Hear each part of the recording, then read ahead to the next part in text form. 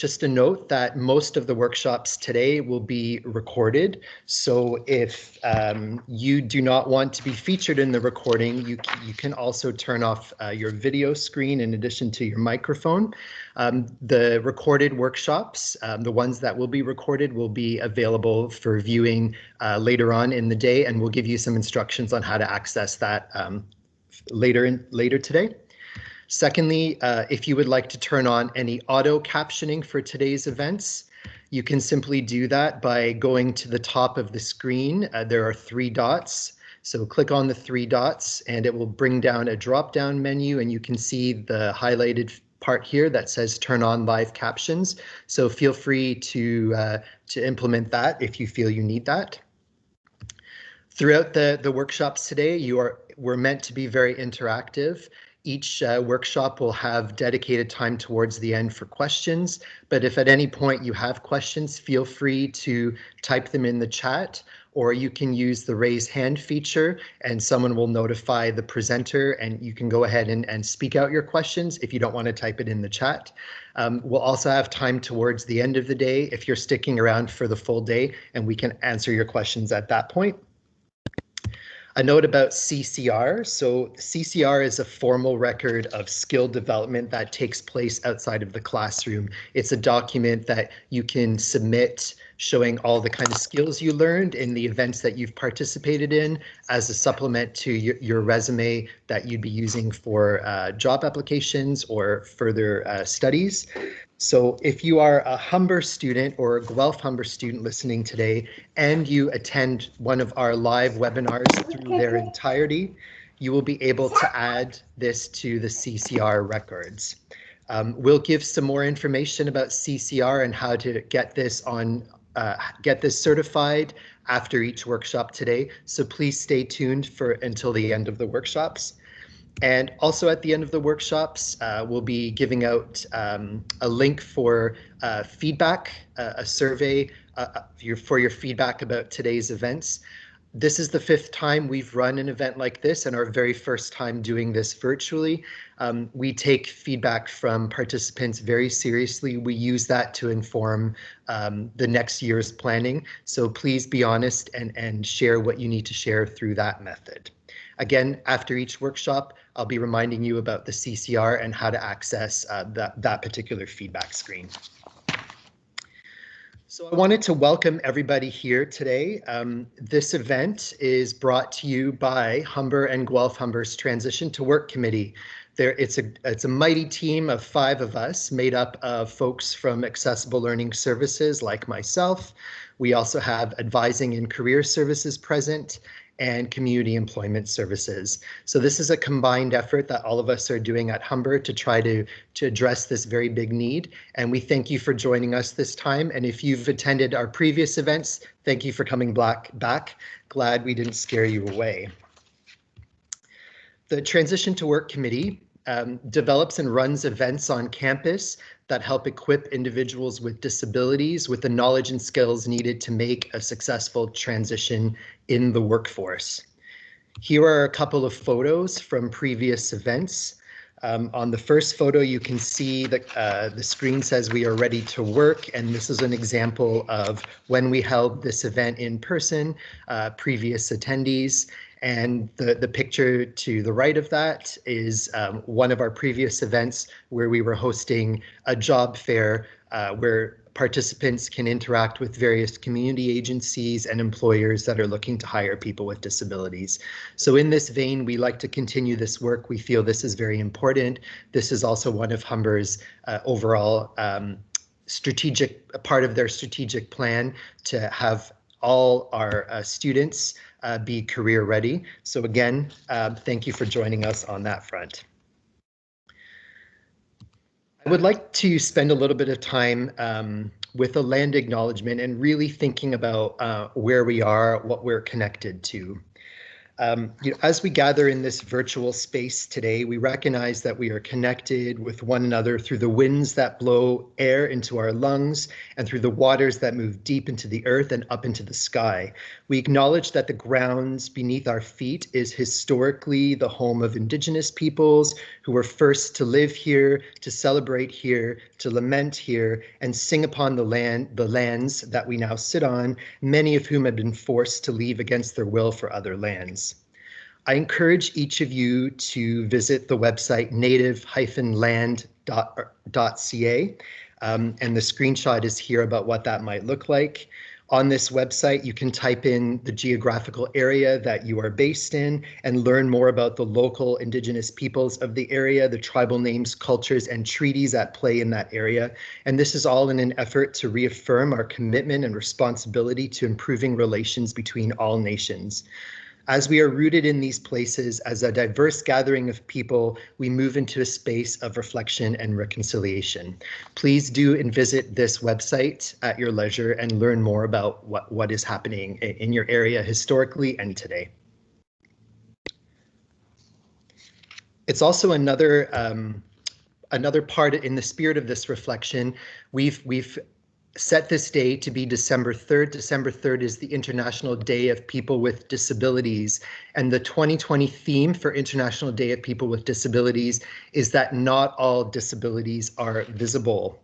We've targeted today's events to really focus on invisible disabilities, although I think the teachings are applicable to everybody who may identify with a disability. This is about spreading awareness and understanding that not all disabilities are immediately apparent. So we know that this includes people living with mental illnesses, chronic pain or fatigue, learning differences, ADHD, hearing impairments, diabetes, medical conditions, brain injuries, amongst others. According to the World Health Organization's World Report on Disability, 15% of the world's population, which is about 1 billion people around the world, are living with a disability. And of this number, it's estimated that around half are living with a type of mental or neurological condition. And the majority of these people choose or are not able to seek professional medical help, largely in part due to stigma, discrimination, and neglect. We also have around another 70 million people worldwide that are estimated to have sustained a traumatic brain injury of some kind, in addition to 1 in 160 people that may be identified as having autism spectrum disorder. So these are just some examples of the millions of people around the world currently living with a disability that is not immediately apparent, and a reminder of the importance for all of us to remove barriers for all people living with a disability, whether it is visible or not. So for today, we've got a jam-packed day. You can see the agenda here on the screen. So we're in the middle of the welcome. So again, welcome everybody. And I'm Jeff, I'm the MC for the day, and I'm starting off with the opening remarks. Then at 10 o'clock, we will start our first webinar on unconventional hiring methods, why and how employers are rethinking their hiring practices to increase workplace diversity. And we have a guest here from an organization called Specialisterne. We will have a short break, and then from 11:30 to 12:45 will be our second webinar of the day, presented by an individual from an organization called Abilities to Work. And the title of that webinar is Invisible Disabilities at Work, in Work. Between 12:45 and 1:30, this is a break for everybody. Have your lunch, do whatever you need to do. We hope you can return for webinar 3, which kicks off at 1:30, goes till 2:45, with some presenters from an organization called JVS about disclosing your invisible disabilities in the workplace. And then following that, we will have a half an hour wrap up from 2:45 to 3:15. So I will be starting off each webinar and closing each webinar. And of course, the webinar will be delivered by our speakers. Each of these webinars will have its own MS Teams link, and you can check the link on our Transition to Work website. You can check the virtual meeting link. Again, I will remind everybody on how to access that. We will also be posting all of these links throughout the day in the chat box to the right.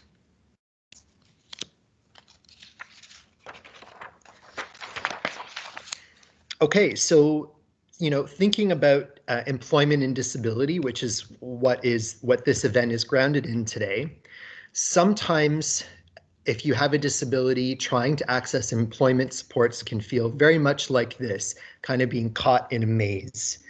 We also have the overarching research that shows that around 1/4 of all Canadians identifies having a disability in some kind. These were studies backed up by 2017 Stats Canada report and also a couple of online polls commissioned by CIBC in 2017. It also found that around half of Canadians living with a disability have a full or part-time job compared to 80% of individuals who do not have a disability. So it shows that people with disabilities face higher unemployment and underemployment. But there is another view we can take on this situation. And on that note, time for a quiz. So I would like each of you here to go to the website www.menti.com. And once you're there, you can enter the code 5559598. If you don't have a mobile phone today, that's no problem. You can still participate in the quiz just kind of in your head, okay? So again, that's www.menti.com and the code is 5559598. I'm just going to minimize the screen and open up the quiz screen.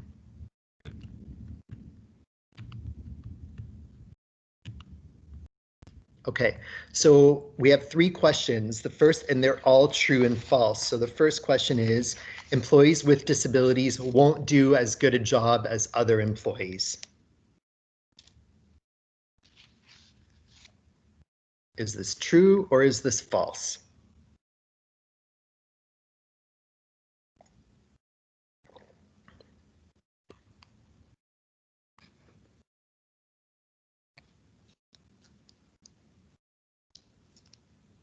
Okay, we'll just give it another 10 more seconds.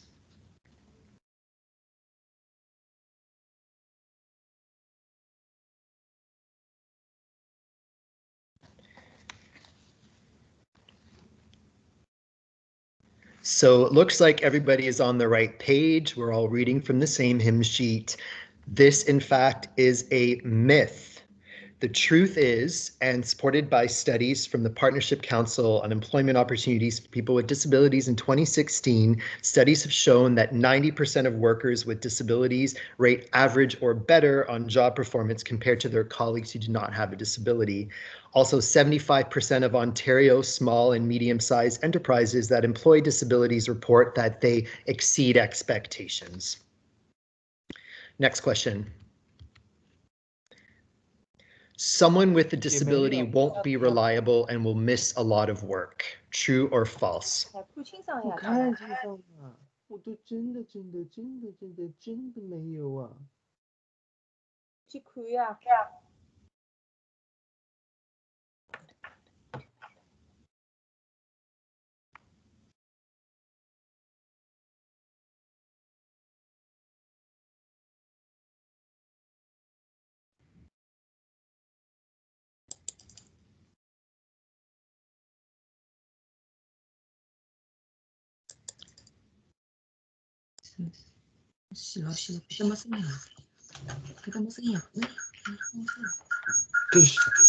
！Okay, so we're having some interference. Just a reminder, if you're listening in today, if you could please mute your microphone. You can do that by going to the top of the screen in the menu bar, okay? Thank you very much. And that's correct. The majority of people here, this is false. This is a myth. 86% of people with disabilities rate average or better on attendance than their colleagues without disabilities. And our very last myth here, or myth, oops, I gave the wrong answer. Our very last question, there will be a lot of turnover among employees with disabilities. By turnover, I mean people who get hired and then leave or are fired. there will be a lot of turnover amongst employees with disabilities. Is this true or is this false?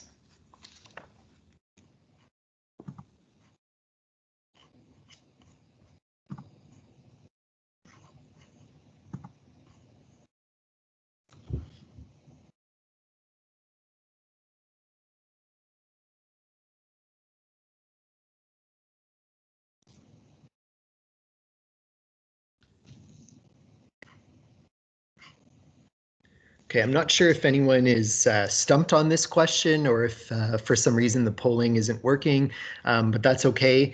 You may have your answer in your head. This, in fact, is also a myth. The truth is that job turnover amongst people with disabilities is estimated to be about 20% of the rate of other employees.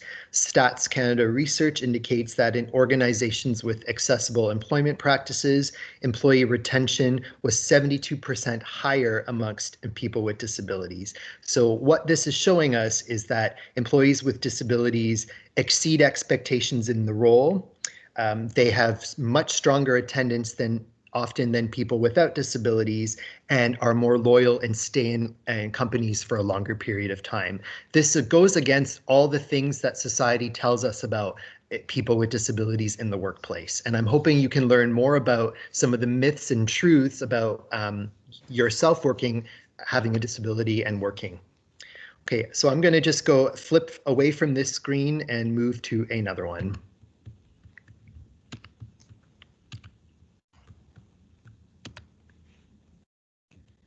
So thank you for participating in the quiz today. So I want to just introduce, before we move into our first webinar, a very special guest and a fellow student, Jamie Kane. Jamie currently is a third-year student in the Bachelor of Child and Youth Care degree program at Humber Lakeshore. Just a little bit about Jamie. He's an advocate for social and political change for all young people. As a graduate of the Child and Youth Care Advanced Diploma and a current third-year semester student at the Honors Bachelor of Child and Youth Care degree program, he brings over 5 years of knowledge from working extensively within social service sector, in post-secondary, not-for-profit, and the corporate sectors. While most of Jamie's work has been focused on the advancement and support of EDI initiatives, that's equity, diversity, and inclusion, he has also worked with some of the most vulnerable youth within priority neighborhoods across the Greater Toronto area. Jamie's approach to youth work is engaging, entertaining, and extremely interactive. He uses accelerated learning methodologies to empower young people to integrate new concepts, both quickly and efficiently, so they can immediately apply these learnings to their workspaces and through all aspects of their lives. Jamie has worked with various organizations, including different departments at Humber College, Community Living Mississauga, amongst others, and he's currently the co-executive director of operations at the Harriet Tubman Community Organization, a program manager at Generation Chosen, and a board member of Ontario Trillium's Foundation's Youth Opportunities Fund Grant Review Committee. Jamie's vision is to support youth, especially racialized youth, to recognize their inherent potential and provide gainful opportunities to grow and lead meaningful and fulfilling lives. Jamie, welcome and thank you very much for joining us today. I'm going to pass the floor on to you for about 10 minutes time. Thank you, Jeff. Good morning, everyone. I hope you're all doing well. Like you too, I live with an invisible disability, and hereby I'll refer to it as an invisible accessible need. The uniqueness of my accessible need has affected me in numerous ways at different points in time, such as physically, mentally, and emotionally. However, this hasn't stopped me in my journey of obtaining success within the workplace. I've had many experiences, both volunteer and employment opportunities, and to be honest with you, some of them were great and few of them were not. But what I've learned is the importance of being transparent with myself and being comfortable within my own skin throughout navigating these intricate processes, as well as understanding that not every opportunity out there is meant for me, but there is an opportunity and there are several of them that exist for me. Some of these experiences that I've had include the multiple roles that or hats that I've had at Humber College, being a student, like Jeff had mentioned, but also working and volunteering in numerous roles. And I found that developing trust between whomever you decide to disclose, should you decide to disclose, be it your supervisor or manager, your colleagues, or your entire team whatsoever, upholding values of trust, integrity, and being transparent are all key in making your transition to work a success. I've leveraged numerous supports that have presented themselves in my life or throughout this journey, and also had to search out for ones on my own, including my accessible learning consultant at Humber, faculty and staff at Humber, many of which have, contributed to this learning of how to then go out into the world and advocate and defend myself wherever, whenever the opportunity arises, should it need to. In the community and within workplace, I've made it a priority to develop allies, again, learning this from Humber College and this experience here, who are willing to and have a desire to support my transition to work and make it a success. As Fred mentioned, I've worked at quite a few organizations such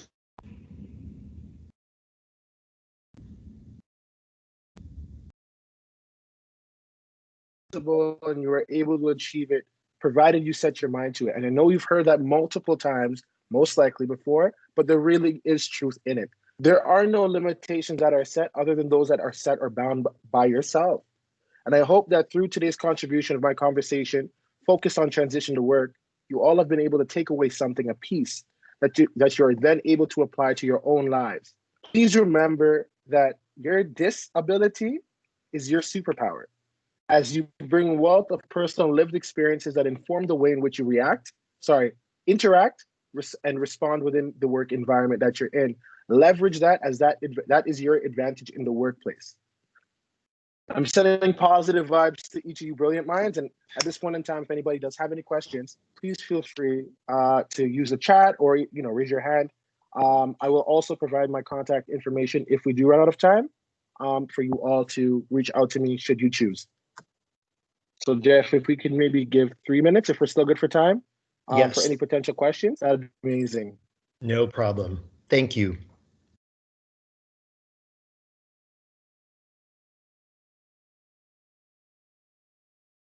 Feel free to use the chat or raise your hand at any point in time. We'll give it a couple minutes and then I believe we'll move on to the next part of today's conversation.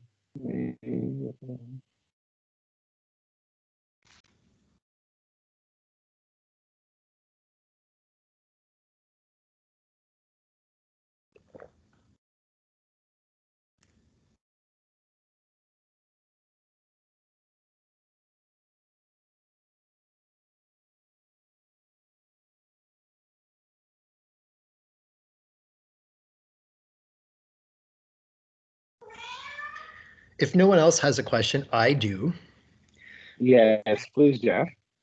Okay, Jamie. So as we know, the decision to tell other people about our disability is a personal one, and it's not required.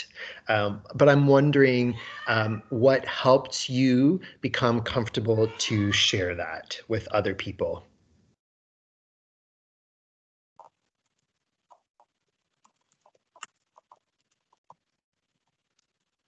In the context of work, I've tried a number of things. I've tried, disclosing in the interview. That didn't work out very well for me. And I've tried disclosing shortly after the interview, which sometimes it does. But what I've learned over, numerous times of trying different things is, like I said earlier on, really developing trust with somebody and finding that person. And those people do exist in these spaces. Who you can trust. I think trust is really important. You know what I mean? Similar to my ALS consultant, who I trust deeply, and I'm able to share these things with, and really asking them to support you.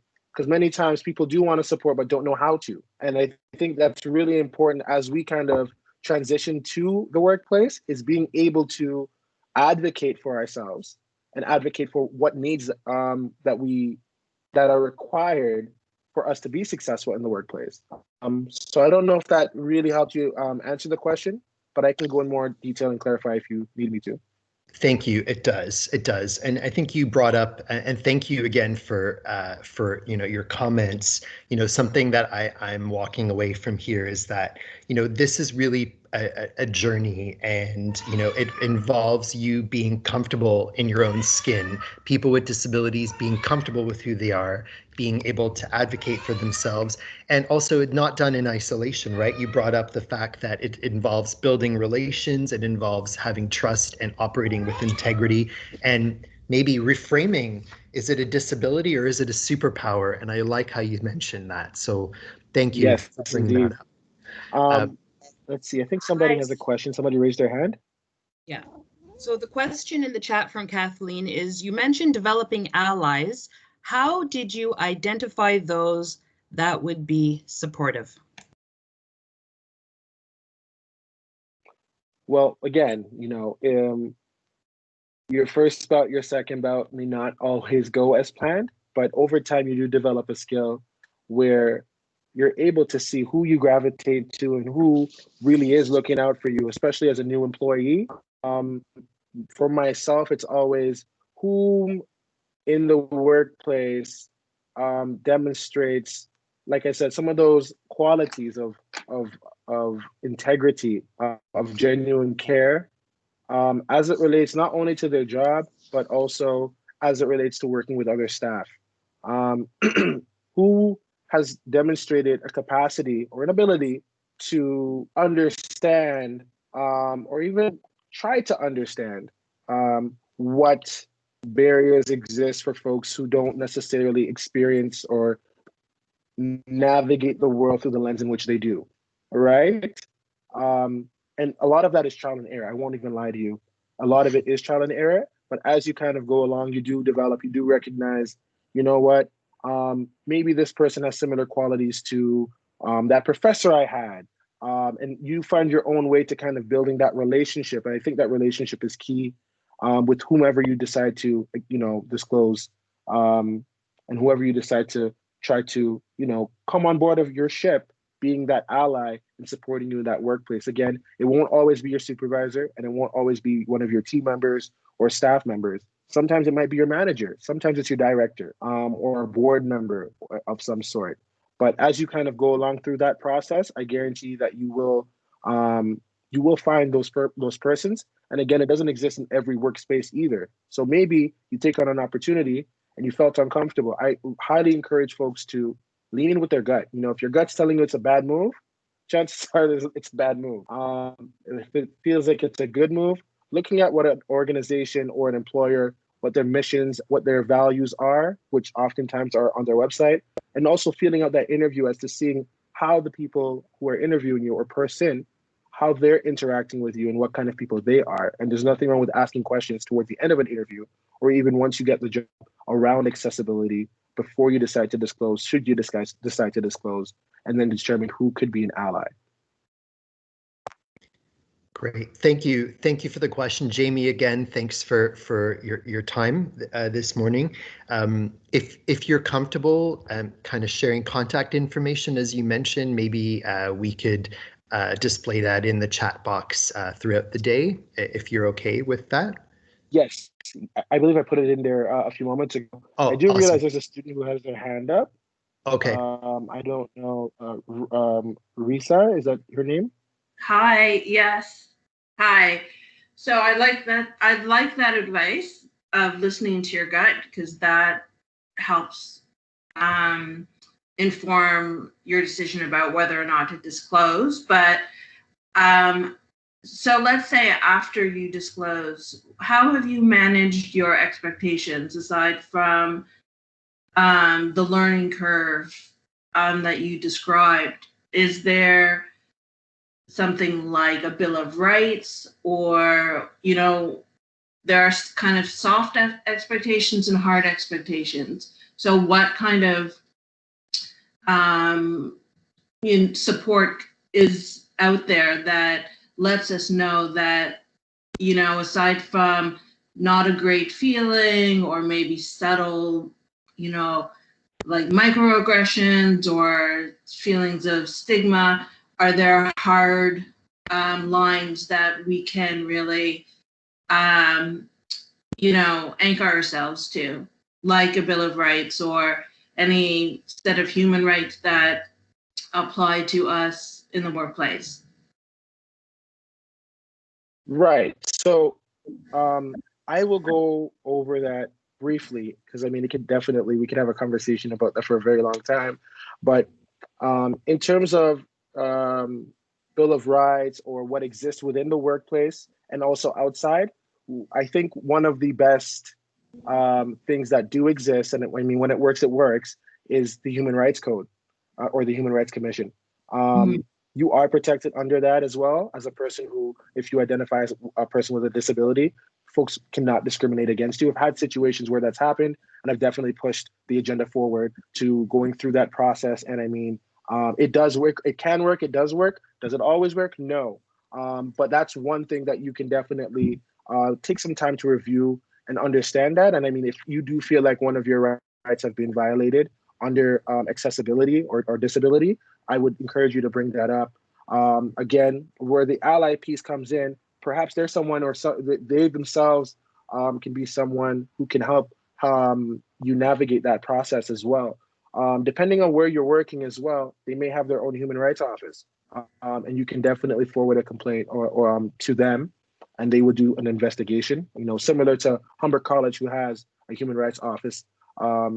You can, again, if something was to go or you felt went left and you didn't feel comfortable about it and you feel like it was something that was violated of yours, you can definitely push that forward. Different organizations, different companies have their own, also they should have their own policies that relate to this as well. And that might be an interview question where you say, in terms of accessibility, what things do you have in place to protect folks with accessible needs? You could ask that in an interview if you feel comfortable to, and you can ask that even once you're brought on.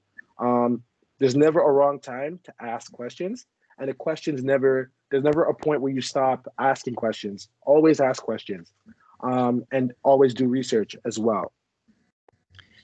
Thank you, Jamie. Thank you for the question. Risa and others who may be wondering about that, we have an entire workshop later today devoted on disclosure and some of the details in that. So this is a great kind of starter into that piece.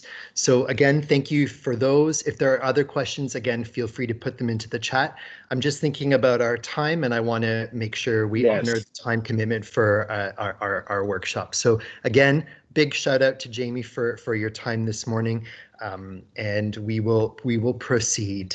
So I'm going to stop this screen, and I'm going to allow our next speaker, Julia, to pull up hers. Great, thank you, Jeff. Thank you. Give me 1 second, and I'm just gonna share my screen. No problem. So while this is happening, I would like to introduce our first presenter today from Specialisterne, Miss Julia Martinson. Julia is a Senior Manager of Talent and Acquisition at Specialisterne Canada, which is a social enterprise that helps organizations transform, innovate, and improve their hiring practices to increase neurodiversity of their workforce. In her role, she works closely with employers and community stakeholders to create a more inclusive labor market and build capacity for recruiting and developing a diverse workforce. With a strong passion for people and diversity, Julia sees great opportunity for organizations to leverage innovation, to remove barriers, and create environments where everyone can be their best. Julia, thank you very much for joining us today. Thanks for having me. Can you see my screen okay? Maybe you, Jeff, can just confirm that it's up there. Yes, it's there. Great. Amazing. Okay, great.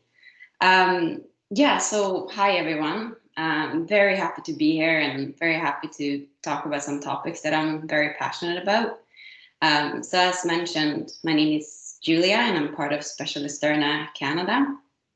I come from a background in HR and business, but I've been spending the past 4 years working as Specialisterne and working with champions within the community and at schools and with the neurodiverse population. And I've learned a lot along the way, and I'm excited to just share some insight into specifically how and why employers are working to adapt their hiring practices and change kind of environments and processes to be able to recruit a more diverse workforce.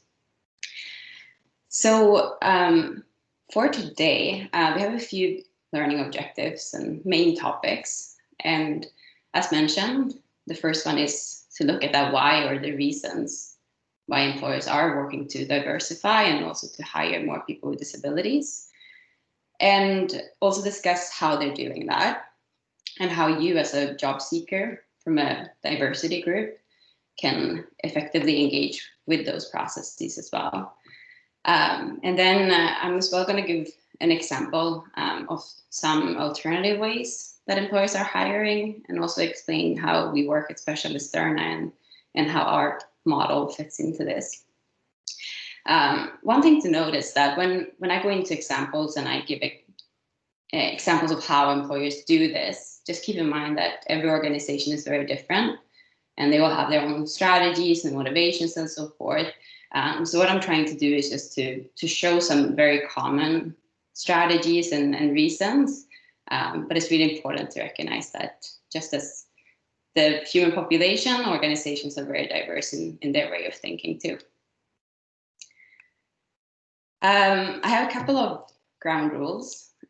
One being that you can ask questions at any time. We'll make time towards the end for some Q&A, but feel free to share questions in the chat or just raise your hand if you want to ask a question verbally. And then our friends at Humber, I know, are keeping an eye on the chat box, and I will make pauses to just see if there are any questions. Hoping to really be able to answer all the questions, but if we run out of time and you feel like either your question wasn't answered or you didn't get a good answer enough, I'm going to share my email towards the end too. So you're welcome to just email me, and I can probably provide a more extensive answer that way. Okay. So we're actually going to start, just like Jeff, with a short pop quiz with 4 questions. And for this, we're going to use a site called Slido. So for this, you don't need to download anything. All you need to do is to go to www.slido.com. And when you open the page, you'll see a space where it provides you with an opportunity to put in a code. And the code is 7429. So I'm just going to give everyone just a moment to do that.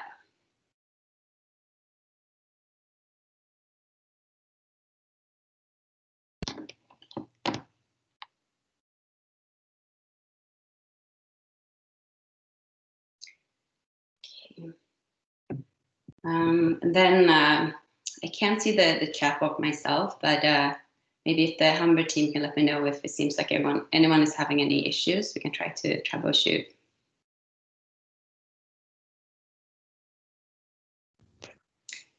Okay, so the first question, which you should see on your screen now, is what % of Canadians report living with a disability? And I see you already have quite a few answers. So the options are 10% or 5%, 10%, 15, or 20. So you've got a 20% at the top, leading on 56% right now. 15 is at 31, dropping down a little bit.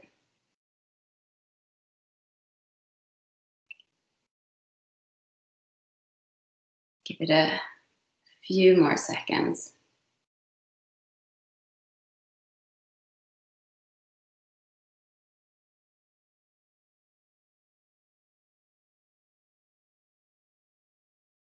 Okay, great. So the correct answer is 20%. So there's a survey that goes out every few years by Statistics Canada. And in 2017, they did a survey, and they found that a little bit of over 15% of Canadians report living with disability. But based on research, we actually know that the percentage is higher than that, and it's actually closer to 20, because many choose to not report that they have a disability, or many might be living with a disability without really be fully aware of it. And often people go through their lives and realize that they have a disability later in life. So the correct answer is 20. So next question, what percentage of Canadians with a disability report having an invisible disability? Is it 35%, 43%, 58%, or 71%?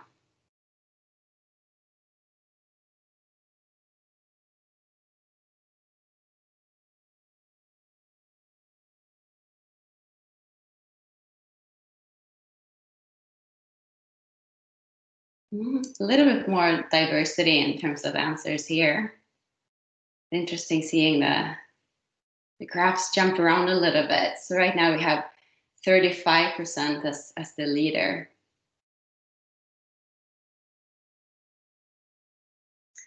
Give it another 10 seconds.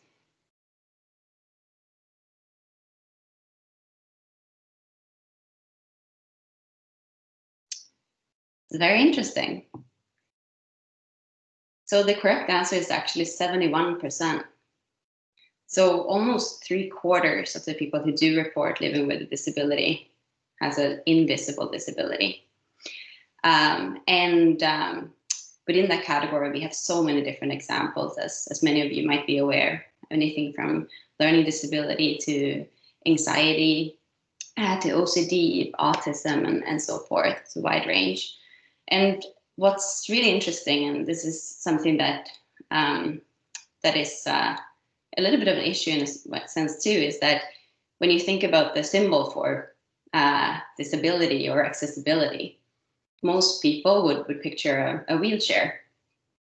And that automatically on its own kind of creates an expectation and a picture of someone with a disability as having a physical disability.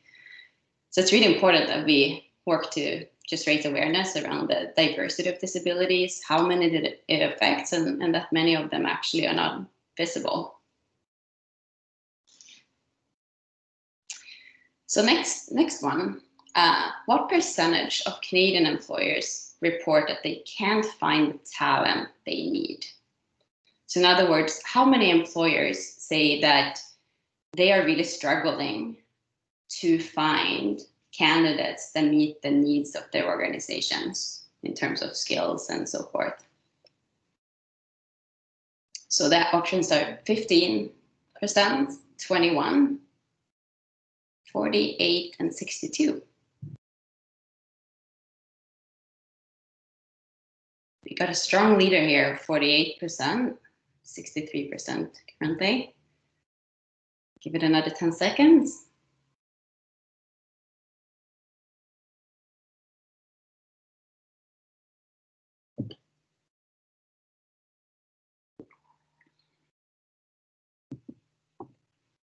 Great, that's correct. So 48% of employers struggle with this.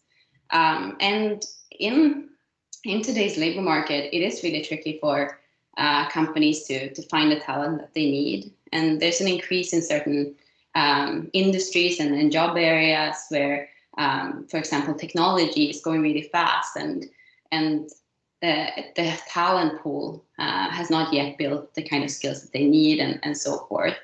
And this is actually the biggest skills gaps we have had in 10 years. So it's very hard for employers to find the right talent. And as a result of that, employers are always looking for new ways of finding and engaging with different talent pools. And people with disabilities are increasingly seen as a very valuable and great pool of talent. And as you saw in the previous slides, in terms of how many that identify as having a disability, which comes to over 5.3 million people. That's a huge talent pool, right? And the final question of this quiz here, before we leave Slido for a bit, is what is the validity of an unstructured interview in a recruitment process? So this question is a little bit trickier, so I'm just going to explain it for a second. So validity of interviews means, in this case, to what extent is the interview a valid tool for assessing future job performance and fit for a role.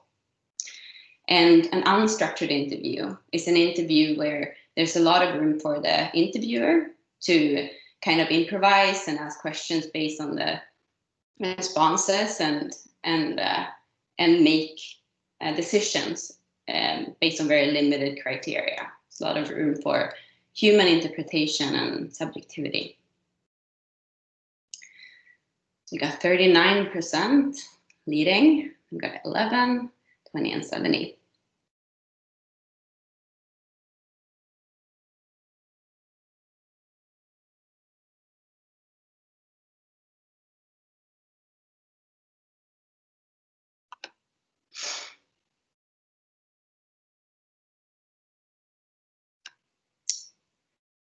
Okay, go ahead and show the correct answer.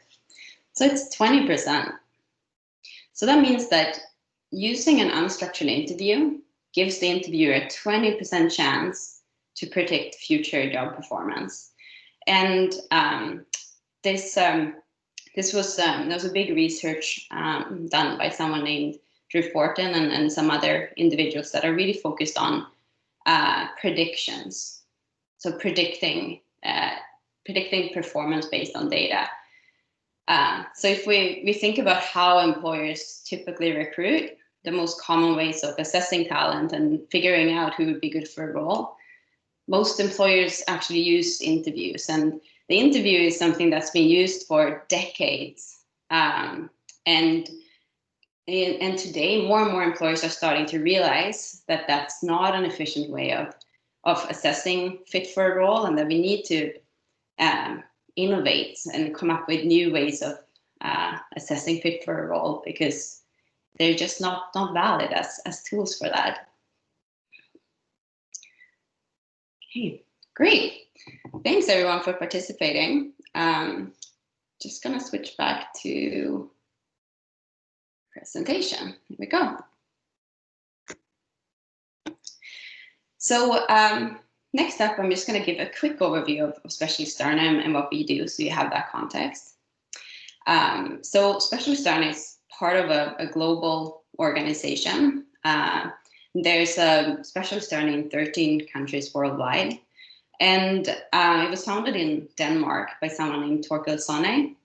Torkild is today very active within the UN and around sustainability, and he's a really active member of the leadership within Denmark that's focused on social justice.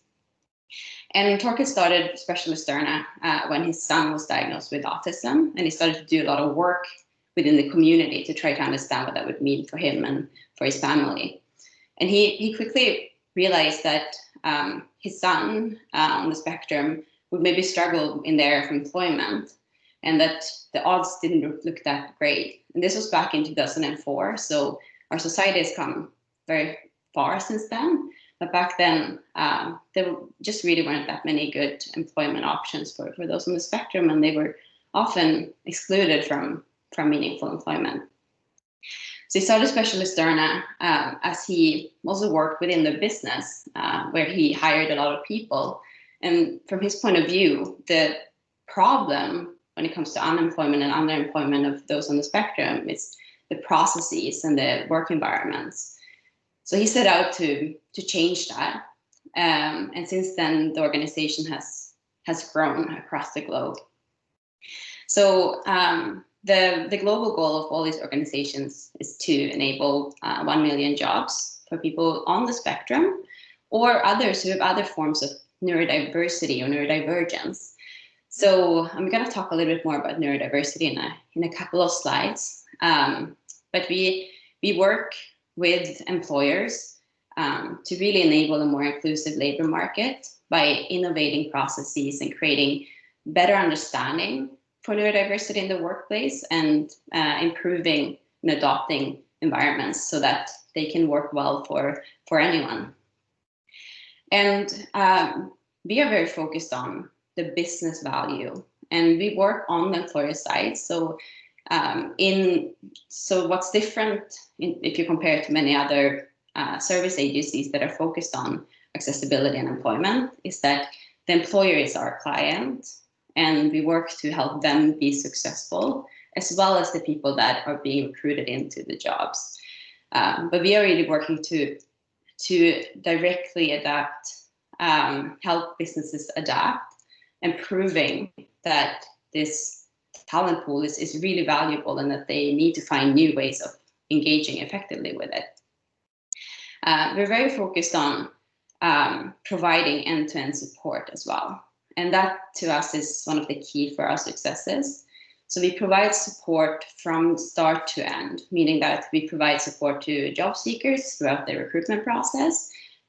We provide support as they start to train in their roles, and ongoing coaching to make sure that they feel empowered and respected and is able to work effectively and productively in their roles.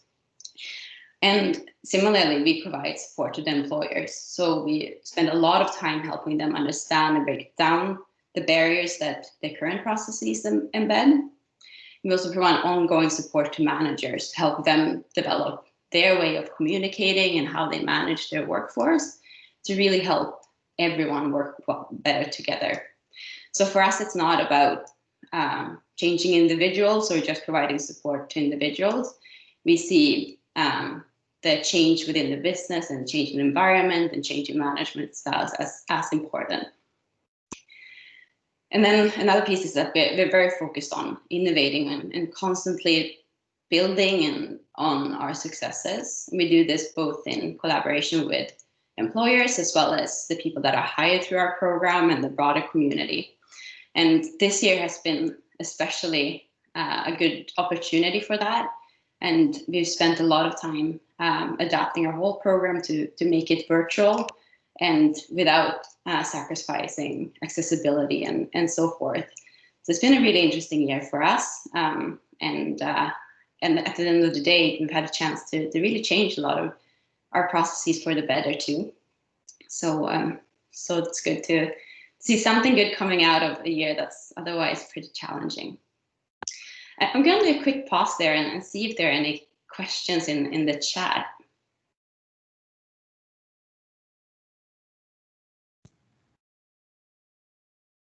At this point, Julia, I don't see any questions in the chat.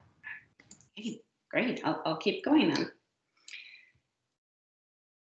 So here on the screen, you see a map over North America. And the reason for that is actually because we are merging with the team in the US, and we are over time working towards the goal to create a Specialisterne in North America. And the reason for that is because the two countries work really similarly in terms of the business model and how you engage with employers. They have a lot of employers that are shared across the border. So we're doing that as well to grow our team and do more exchange of knowledge. And through this as well, we have been able to create even closer ties to the global organization. And there's a lot of collaboration across the globe to exchange experiences and knowledge and so forth. So as mentioned, there are 13 Specialisterne across the globe, and you see a list there to your left. Julia, there actually is a question in the chat. Okay. You leave the screen. Sarah asked, I believe your organization has started in Denmark. Can you talk about translating some of the model which started there to Canada and North America more broadly? It sounds like you are talking about this now. Yeah, that's a great question. So there's been quite a few, I would say, big changes since the model was adapted from the original one. So when it started off in Denmark, Torkild was working as a senior manager within a telecom company, so kind of like the Danish equivalent of Rogers, and he was working within IT. So when Specialisterne started, it was actually an IT consultancy firm, and it was only focused on autism and only focused on IT. When Specialisterne went global and all these ideas started to spread across the globe and different organizations opened up under this umbrella, they pretty quickly decided to expand and go beyond the consultancy model and go beyond IT. So that is one really big change. There are still some organizations that are built on that initial IT consultancy model. So for example, there's an organization called Autism in Canada that actually came out of Specialisterne, for example, and they use that initial model. But what most countries are focused on are instead to help employers directly employ the people rather than hiring them as short-term consultants. And that way you are able to really integrate people into cultures and create more diverse environments. And another big piece as well that was a big change is to expand it to neurodiversity. And one of the reasons for that was because there are many individuals that face the same kind of barriers to employment as those on the spectrum, but they may not have a diagnosis of autism. And for us, we don't focus too much on the diagnosis. We focus on the actual barriers that people face, how their condition or how they identify impact them. So then how we can learn from that and change processes and environments to help people be at their best. So that's those are some important changes. But then each country operates very differently too, based on just the national circumstances and so forth as well. So that's important to note. Okay, I'm just going to spend a minute or two talking a little bit about neurodiversity too. So it is a pretty new concept. So many of you might be familiar with it, and for some it might be completely new. But neurodiversity really speaks to the fact that there's great diversity in terms of how our human brains work and how we interpret information and process information. So, and it also relates to the concept that if you think about kind of like the bell curve that goes a little bit like that, it speaks to the fact that many individuals within this human population would kind of be in the middle and be considered neurotypical in terms of how they communicate and think and so forth. But also that there's great diversity and that many may diverge a little bit from that norm in terms of social interaction, for example. But that we as a society need to find ways to broaden out and improve our processes and environments and so forth so that everyone can be included regardless of where they fall on the scale of neurotypical or neurodivergent. And it's also a social justice movement that really promotes civil rights, equality and dignity and inclusion and so forth of these individuals. And within this umbrella, you find conditions such as autism, ADHD, OCD, dyslexia as well, dyspraxia and so forth. And this concept is really important for us at Specialisterne because we strongly believe that this kind of diversity is a great value and that we need to find ways of making sure that how we provide employment opportunities and how we create workplaces is based on the concept that everyone is different and have their own strengths and needs. And on this slide here, you just see some example roles that we have filled so far throughout the years that we've been active in Canada since 2014. And this list as well illustrates that there is great diversity in terms of what kind of interests individuals have and what they're capable and so forth. And we're working really hard to constantly evolve and diversify this list too.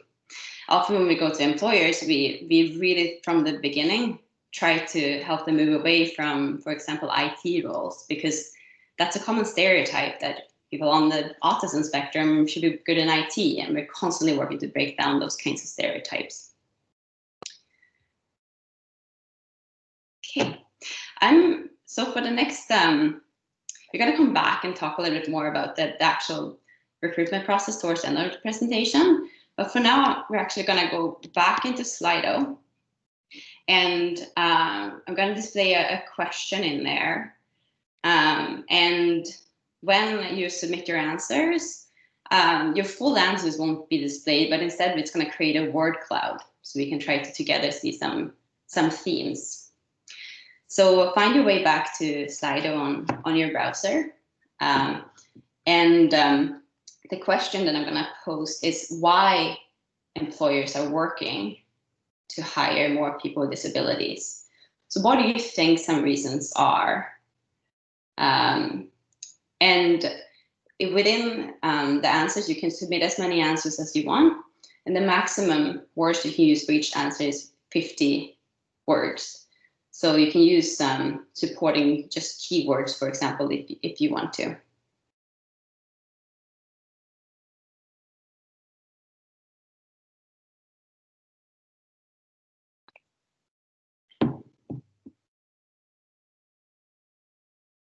So again, it's www.slido.com, and the code is 7429.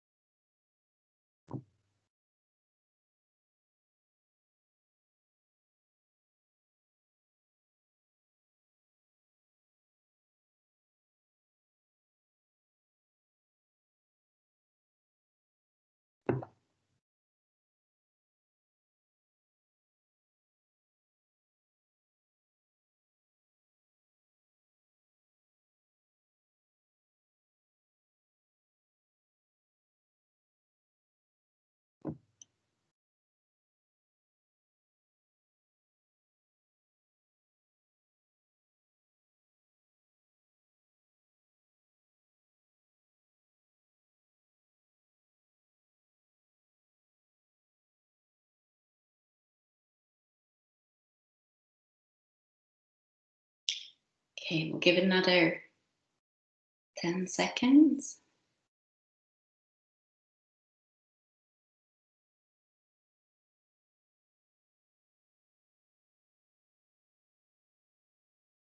Great. And you can continue to submit your thoughts as well as I start to kind of just comment on this too. So a big one is diversity, as we can see. That's a big theme, and that's also what we're going to do a little bit of a deep dive on next. We have inclusivity as well, which often is really what's needed to really leverage diversity. So if you have a diverse organization and you're not inclusive in terms of how you work in your environments, you're not actually tapping into that diversity. Another big one is to appear as diverse. And that's also a very important one, because diversity and inclusion, equity, and so forth, we see those very popular terms right now, very trendy, and an assumption might be that many employers kind of take advantage of it from a PR perspective and to improve their image and so forth. And I'm not going to say that that's not true or part of the motivation of some employers, but what we're really going to focus on is actually looking at the real and the proven benefits of diversity. Yeah, and some really interesting answers here. Yeah, a lot of political reasons, corporate responsibility, and also that they do recognize that people have unique skills to offer, and awareness of how differences can make an impact. It's great. I'm gonna share this one as well with the team at Humber and see if we can find a way to export it to everyone as well. Maybe post it on the site. Great. And then we're going to do a couple of more multiple choice questions. So the first one being, what percentage of all millennials are more likely to be actively engaged if they believe the company stimulates a diverse and inclusive culture? So here we're talking about to what extent millennials are more likely to be committed to their work, do maybe more than what's included in their job description, and engage themselves in different aspects of the company if they think that their company stimulates a diverse and inclusive culture. And this statistics is coming from a research that Deloitte did called the Radical Transformation of Diversity and Inclusion, the Millennial Influence. And what they really looked at, okay, is the mindset and the perspectives of millennials that actually comprise 75% of our total workforce, and looking at how those perspectives should be interpreted and used to inform organizations in terms of how they work. So in other words, a lot of millennials out in the workplace, and based on the stats, organizations might need to think about really what they're prioritizing. So the correct answer is 83%. So that's a very high proportion. So the conclusion here that I would draw is that employers need to understand that it's really important for their workforce that they are working to create a diverse and inclusive culture. And this means going beyond the PR work and just, adding a statement on their website. It's actually about actively working to create an inclusive organization. Okay, next up. How much higher revenue do companies with diverse management teams have? So those companies that on the management level have more diversity, how much higher revenue, so how much higher profit do they generally make?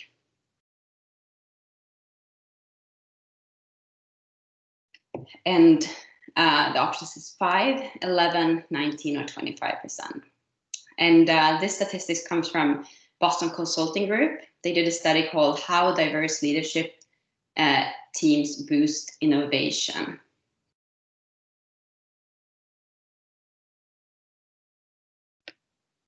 It's got a 50-50. Oh, no, there, 19 is up leading.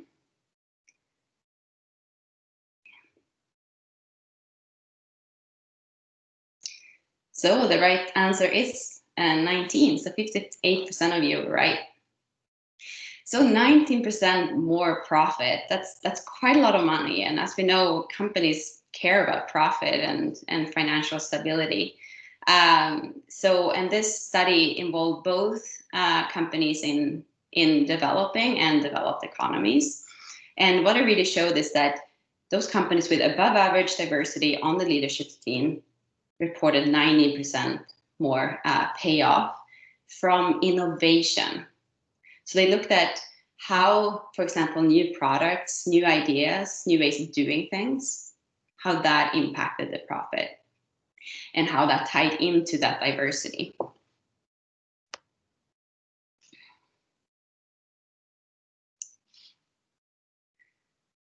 Great. So we're going to look at 3 different things that tie into the reasons to why employers choose to diversify their teams, and as such as well hire more people with disabilities. So we're going to look at the power of diversity, this population as an untapped talent pool, and how it also can help employers change and generally just improve their way of doing things. So when it comes to diversity on its own, many times it's been proven that it can help organizations be competitive. And it's been proven to be really good for business. And a few reasons to that is that that it improves a company's services because they have a better understanding of diverse customer groups. So if you think about yourself as someone with a disability, and also think of other diversity groups and so forth, you come in with a unique perspective, and we all do. And often the companies that mix their teams to consist of members from all sorts of diversity groups, including those with disabilities, they get more different perspectives and ideas in. And this can help them as well discover ideas and solutions that can work well for a broader group of customers. Another piece is that when you have a team with diverse members and a diverse structure and so forth, you have more ideas, which creates a more creativity and more perspectives and ways of looking at different problems. And there's some really interesting findings as well that speak to the fact that when you compare teams and diversity versus teams where just everyone have with individual ability and intelligence and so forth is higher, it's actually the diverse teams that outperform. So in short, diversity is more powerful than individual ability. So even if you have a diverse team of super smart people, but they're not diverse, they're very similar in terms of their backgrounds and perspectives, they will not perform as well as the diverse group that might have more average ability and intelligence. And another piece is that it fosters open-mindedness. So typically, organizations that are diverse, they're more welcoming of different ideas and ways of being. And this is because humans, when you are part of more diverse groups, you get naturally trained at accepting new perspectives because you're constantly exposed to it. And often many develop a natural curiosity for difference. And this can be expanded to national cultures as well. So as an example, if you think about Toronto, for example, it's one of the most multicultural cities in the world. And as a result, Toronto has a very kind of open-minded culture. And there's a lot of acceptance of different cultures, and people have different traditions and so forth, because there's a lot of diversity in terms of racial and ethnical backgrounds. And this might be something that you take for granted if you're born and raised here. I'm from Sweden originally, and Sweden is not as diverse in comparison. So one of the things that I noticed when I got here is just how open-minded and welcoming the culture is. So it can expand to both organizations as well as countries. And the final piece I wanted to mention here is that diversity also helps avoid biased decision-making and groupthink. So groupthink is a psychological phenomenon that occurs when a group of well-intentioned people make irrational or non-optimal decisions just because they're looking to conform either with a group or in some cases with an authority. So in other words, if you have a group that is very similar in terms of how they think and their backgrounds and so forth, then it's very likely that they will just default to kind of agreeing to the same idea. So if they have, if the CEO of the company says something, and then they just choose to conform with that perspective or that idea. And that's often when decisions are made in a biased way or in an inefficient way, and there's not a lot of room for rethinking that idea or that problem.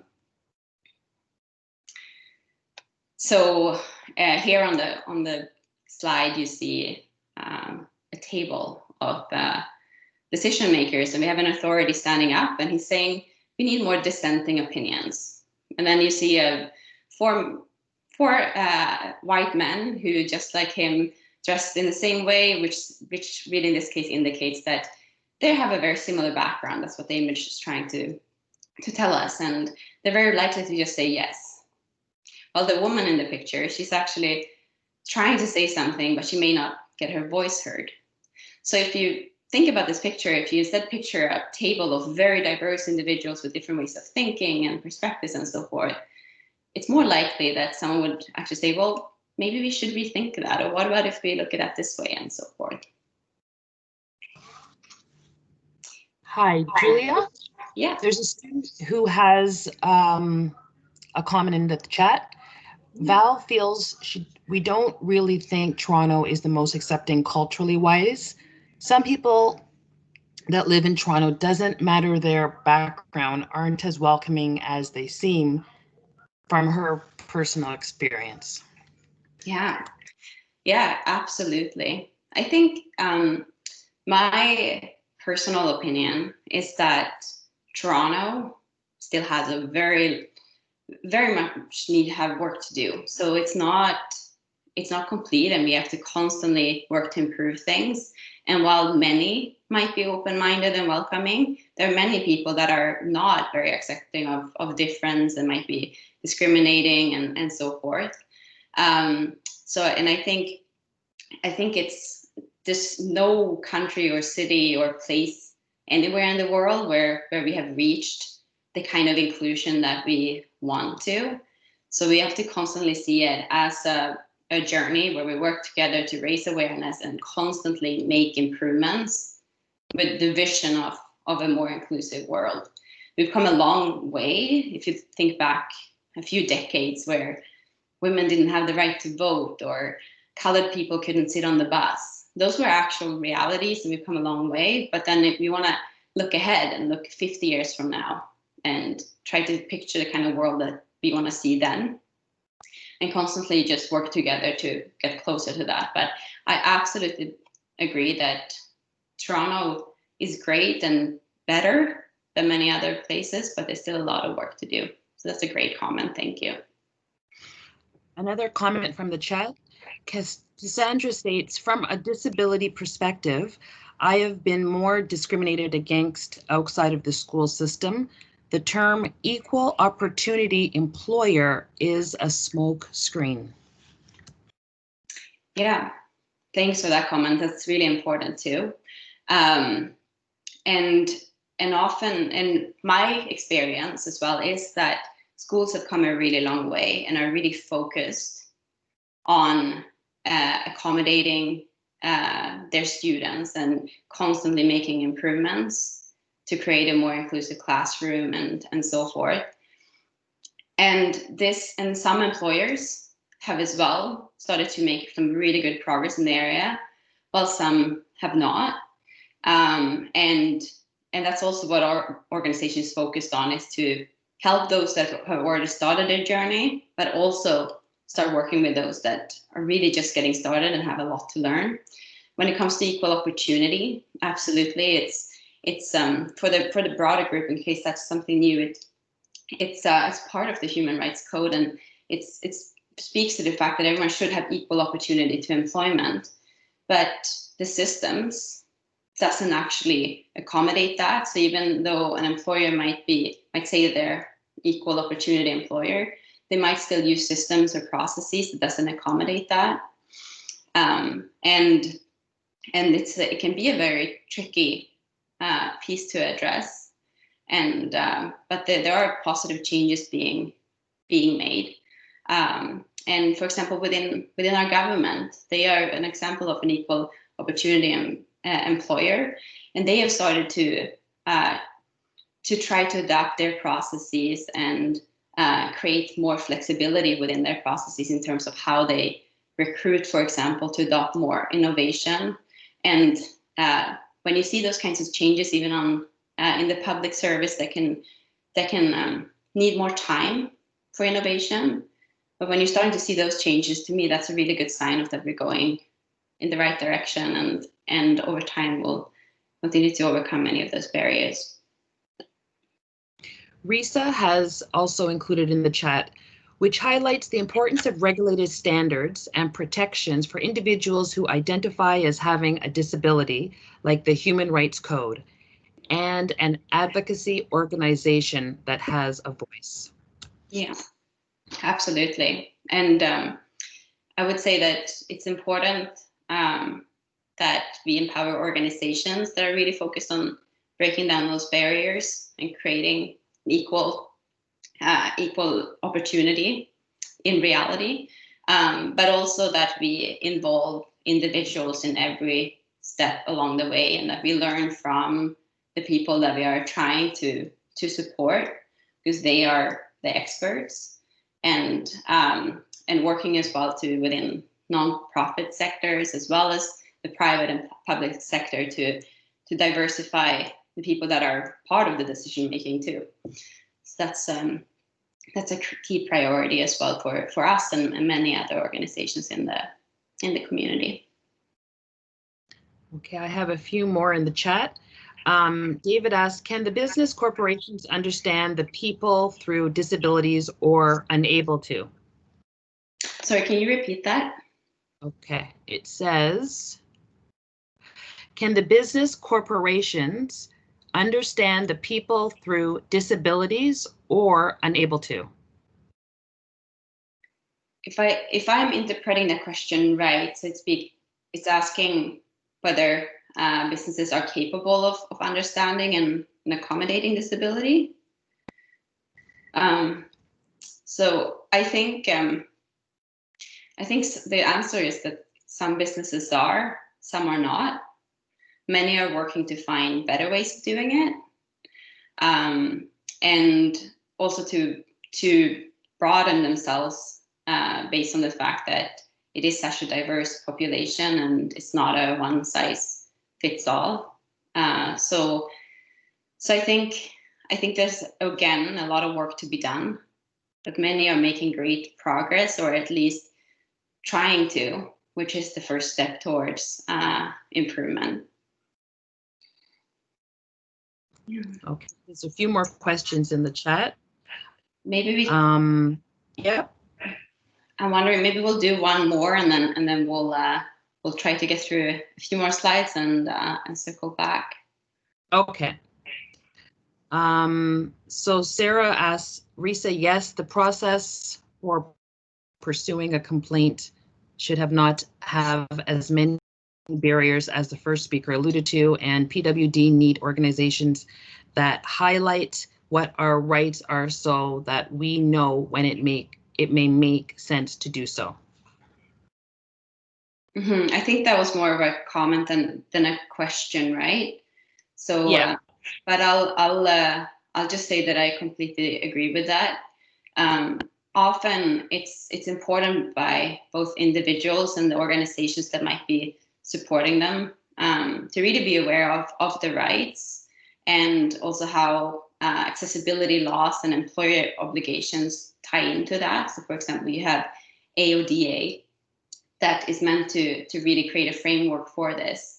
And it's important for organizations and individuals to interpret that and see how those frameworks can support individual situations and empower employees, for example, to ask for accommodations in connection with disclosure, for example. So it's very, very important. And I think it's really good as well that it's a topic later on that discusses disclosure in the workplace, because it's really good to do some thinking around how to navigate that, and also tying it into the actual legislation as well. Great, so many great questions. Thanks everyone so far. And as mentioned, I would love to make sure that we get answers to all of them, either now or later on by just connecting by email. So the next big reason I want to talk about as to why employers are working to hire more people with disabilities and diversify is the fact that it is seen as an untapped talent pool. So you might recognize the top stat there, and the fact that 48% of Canadian employers report that they can't find the workers they need. So that's a big problem for them. So with that, it's really tied to that competition for talent that I mentioned earlier. And it creates a motivation for employers to find new ways to engage with different talent pools. And people with disabilities is really seen as a great and currently underutilized source of talent. And at Specialisterne, we're very focused on helping employers understand this, and then help them understand that the problem that you're facing is actually how you recruit, or in some cases how you integrate individuals, or the strategies do you use to empower people or help them develop within your organization. So let's look at that. And that to us is how we can actually achieve a real impact and systemic change within our society. And the last reason under this topic is the fact that companies, as they start to engage with a more diverse talent pool and hire more people with disabilities, it can help them as well to adapt their processes and their environments to accommodate the diverse needs of the people. And often when they do that, they end up implementing solutions that generally just work better for everyone. So as an example, we worked with an agency within the federal government, and when they engaged with us and they were going to recruit 5 students for roles, they engaged us to look at their training and onboarding practices. And we ended up going into a project where we did a lot of improvements to make it more structured, to make it more accessible, to make it more effective, and so forth. And they ended up expanding it to all their students that were being hired within that large agency.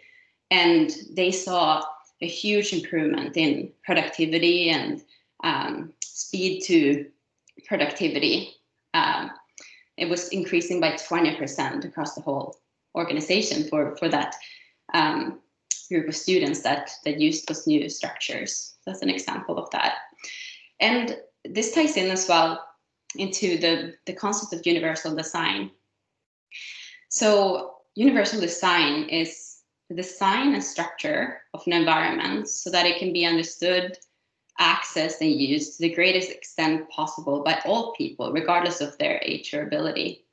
So it really speaks to the fact that if we create a world where the processes that we use in the environments and so forth are accessible to everyone, then we're creating a lot of benefits for our society as a whole. So if you look at the picture next to it, you see that there's a man shoveling a staircase, and he's saying, you know, the person in the wheelchair is asking if he can't shovel the ramp, please. And then they say, well, you know what, I'll do that as soon as I've shoveled the stairs, because there are a lot of kids who want to use the stairs. But then the issue is that if they just instead start shoveling the ramp from the beginning, everyone can use it. So often when we speak to employers, what we say is that what we're trying to do here is for example, take the interview. That can be a barrier for many.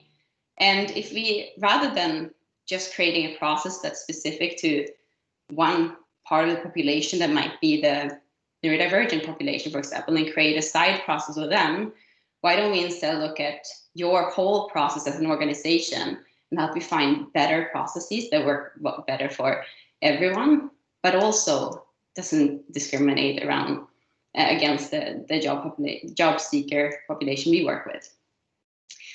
So if this is something that's interesting to you, I would recommend going out and reading up on it, and reading around inclusive design too, because some really interesting topics that can lead to some great impact. Okay.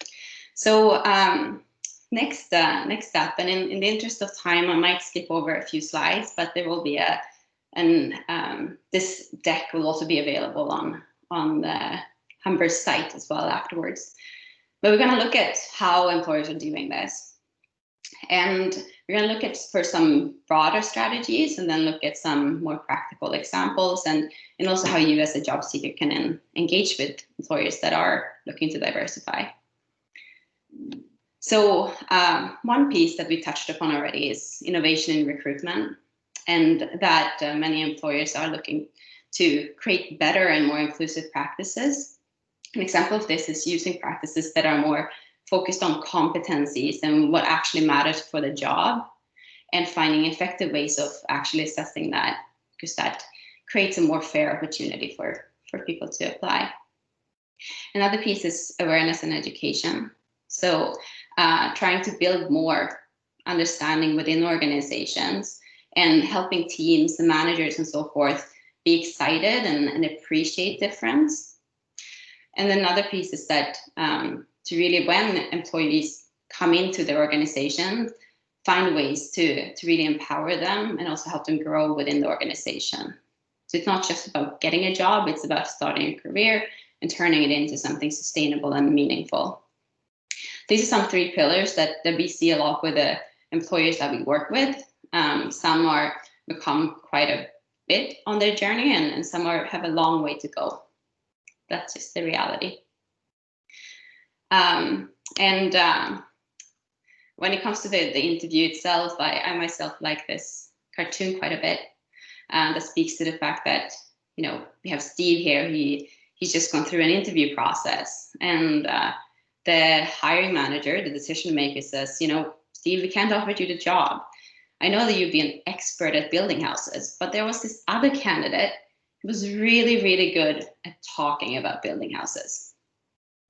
So often the interview on its own, it's a good way to understand how well someone can sell themselves, how well someone can answer a question on the spot, how confident they are, and so forth. But if you flip it and look at the person being interviewed, often that's a very uncomfortable situation. Many are anxious, and it's often tough to really show what you're capable of in that situation. So we're always advocating for moving away from interviews and looking at other ways of doing hiring. Okay, so we're going to do a last one in Slido. So if you want to go back to your browser, so www.slido.com.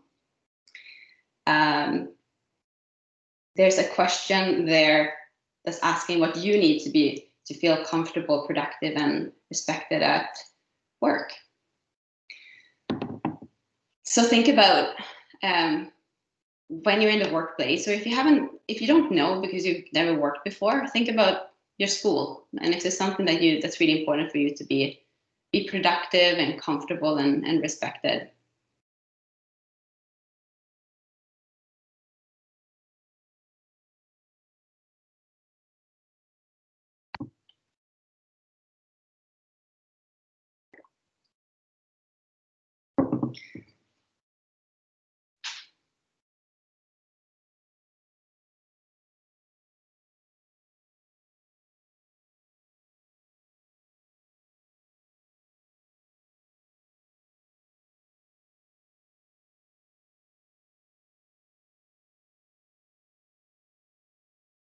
Understanding, trust, and accommodations.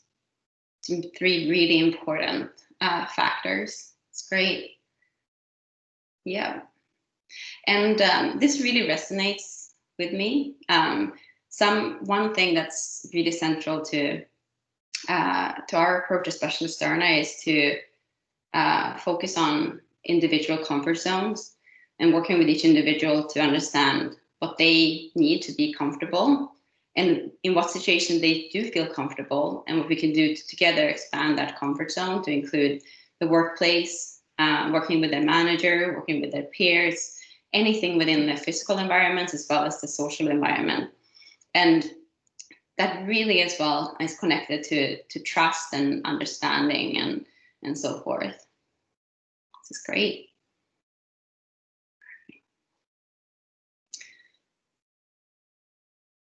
Great, thank you, everyone. So a few other just concrete things that employers do to engage with people with disabilities are examples that you see on the slide here. So one thing is that many larger organizations, they've started to create roles where they have specific recruiters or diversity sourcing partners that's focused on increasing the diversity of their workforce.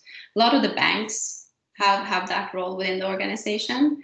Another piece is that they hold webinar and events and so forth. They leverage targeted recruitment programs, as well as service agencies and providers that provide support to people with disabilities, as well as accessibility and career centers at colleges and universities.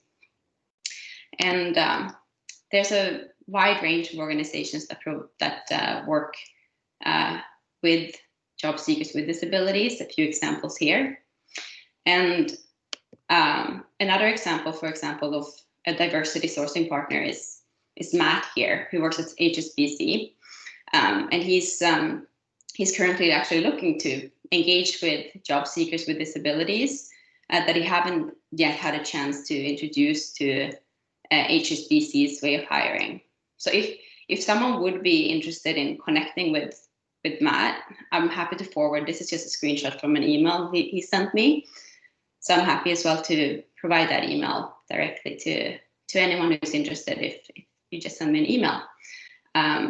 So that's just an example. Lastly, I just want to provide some practical tips here. So as a job seeker, when it comes to just engaging with organization, I always recommend to research the organization and try to figure out who within the organization that might be able to provide support to you and help you navigate the process, or maybe advocate for you throughout the process too.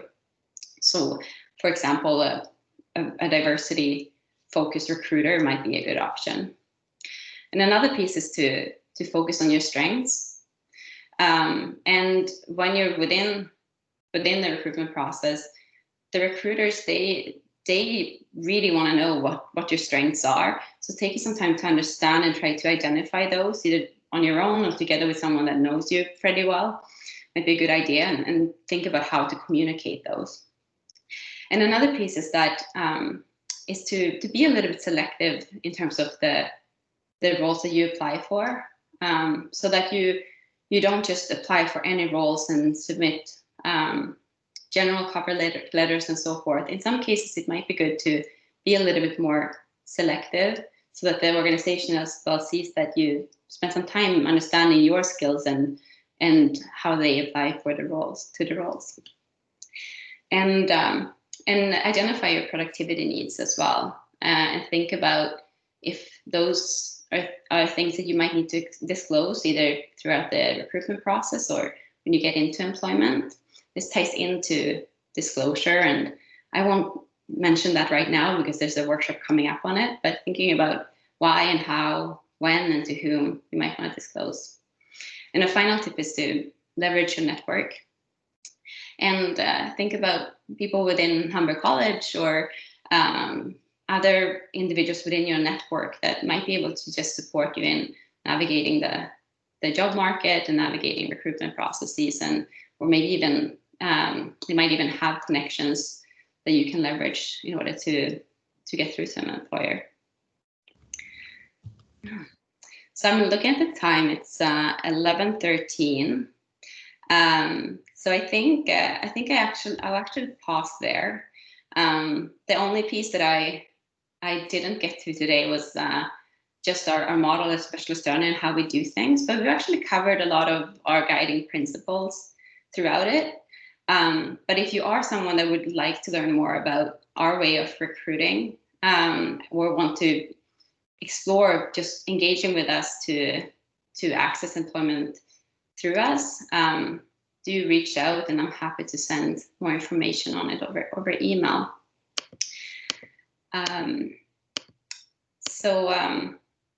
Yeah, I'll stop there and see if there are any other last questions we can cover before we hand it over to Jeff. Thank you, Julia.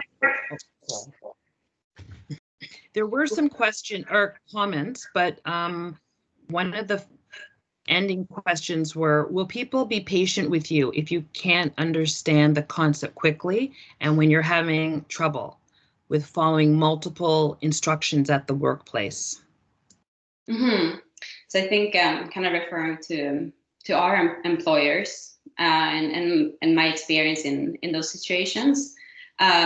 Yes, so I would say that it really depends on the manager.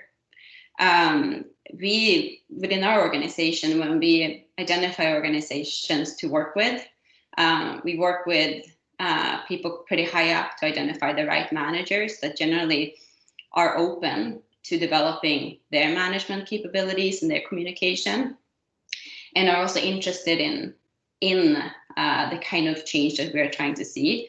And we do that because that often means that we're working with managers that are more patient and are more open from learning together with and from employees that are hired through our program. There are managers that are very accommodating and very understanding, and are also really good at finding strategies together with the employees to overcome challenges, or simply just accommodate and be patient and give people more time and so forth. And then there are managers that don't possess those qualities. So it really depends on individual situations. But often, if you work with the manager to help them understand what the accommodation might be, if it is, for example, needing a little more time to process information or complete tasks and so forth, then you can build that understanding that can result in a productive and positive working relationship. It's a lot about just helping them understand and coming up with strategies that work well for everyone, but it depends on the manager. Julia, I wanted to thank you again. I know this was a very informative, wonderful, and engaging session. I think there have been lots of questions coming through and more unanswered. So thank you for offering your email for further follow-ups if needed from participants. I've taken away a lot from today. Thank you for outlining the different hiring strategies that some employers are using. And, you spoke a lot about the need for employers to understand that diversity and inclusive practices are very important for employee engagement, particularly younger employees.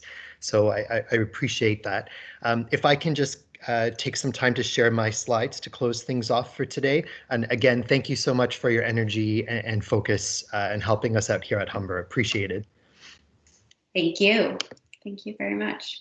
And thanks everyone for staying with me and for all the great questions. Really appreciate them. And do not hesitate to reach out if you want to connect or learn more. Great. Okay, hang on everyone. Just another moment before break. So I talked a little bit about the co-curricular record at the start of today's events. So if you are a Humber or a Guelph-Humber student attending today's live session, this one session, you can add this experience to your co-curricular record. All of the webinars today are CCR certified.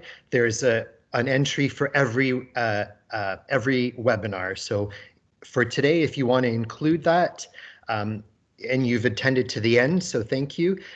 In the chat box, we'll post a link so you can fill out your name and your student ID number, and we will make sure to get that added. If you have any questions about the CCR certification process, you can email the CCR team at a very simple email address, ccr@humber.ca. And if today you are only attending this one particular webinar, this would be a good time to complete our very quick online survey. If you're planning to attend more than one webinar, you don't have to worry about the survey right now. You can do that at a later stage. Again, this is just for participants listening for this one webinar today.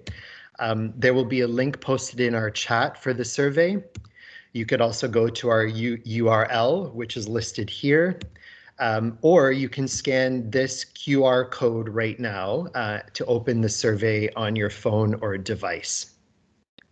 So just give you a kind of 10 seconds to capture that. And again, please implement your feedback. We use this, as I mentioned before, to inform next year's planning and more offerings down the road. Okay, so this is just do the survey now if you're not planning to do any of the other webinars. And lastly, Up next at 11:30 a.m. is our second webinar about invisible disabilities at work in the workplace. That goes from 11:30 to 12:45. If you can visit our Transition to Work website for the meeting link for that, if you're welcome to join us. This will also be posted in the chat box as well. So we will just now take a break and resume again at 11:30. Thank you everybody listening in for your engagement. I hope you found this workshop effective, and we'll see you shortly.